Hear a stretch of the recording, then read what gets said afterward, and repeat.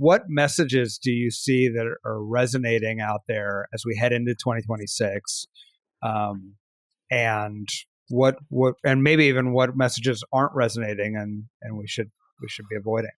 Well, I certainly think a laser focus on affordability is really important right now. And it is something that a lot of the successful candidates I see, some of whom are more left-leaning and some of whom are more moderate within the Democratic big tent, the most successful ones I think have really zeroed in on that. It's things that for a long time we've been talking about, like healthcare, which is at stake in a big way. Also things that actually were not on the radar as much, like utility bills. You know, in a lot of places where electricity bills, take Indiana where I grew up, it was there, but it was usually not top of mind. Last time I was there, it was very much on people's minds. And a lot of that has to do with the measures that the Republicans have taken to kill or walk back clean energy projects and subsidies that make energy not just cleaner, but more affordable. So I think a real focus on what it costs to live in this country is really important. I don't think we need to walk away from our commitments to freedom and democracy as well, but we've got to tie them together. When we're talking about big issues like freedom, democracy, corruption, all of which are very much obviously in play in historic terms in this presidency, we need to talk about it in terms of what it means for you. The problem with corruption isn't just that it's wrong. It's that you wind up having agencies that aren't standing up for people who count on them. That's the problem with an unaccountable administration is that they can then appoint, for example, a guy like RFK Jr., who isn't just a problem because he looks nutty. He's a problem because he just took away your ability to get a COVID shot if you're under 65 for a lot of Americans. You know, real things are being taken away from you that do affect your everyday well-being because of these broader things that are being taken away from all of us in terms of freedom.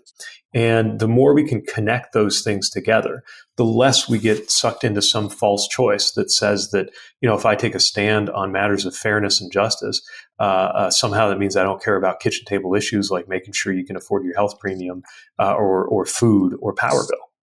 There will be a time, I've heard you say this recently, there will be a time when we do have power back, and Democrats hopefully will be in 26 flipping the House at least or more. And, you know, and there will be a time when things change.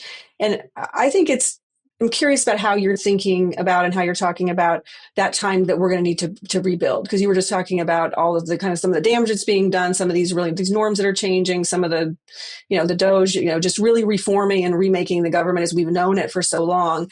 How important is it that we start thinking about that stuff now, not just winning an election, but what we're going to do to not go backwards, but to rebuild when we have the chance? I think it's critically important, and it's important in order to win, but it's also important in order to deserve to win and to be prepared in the event that we do win.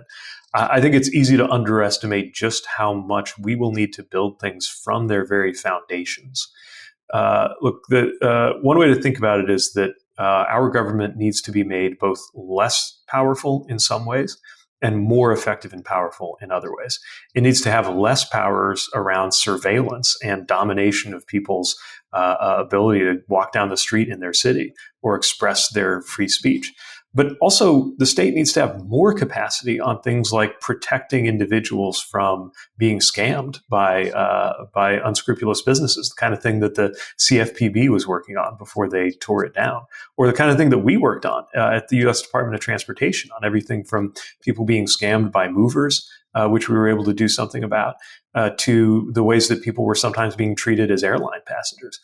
We need to recognize that the job going forward will be very different from just taking the old status quo and patching it back together. The old status quo hasn't worked for us for a long time. I hope that it is energizing and not just daunting to recognize that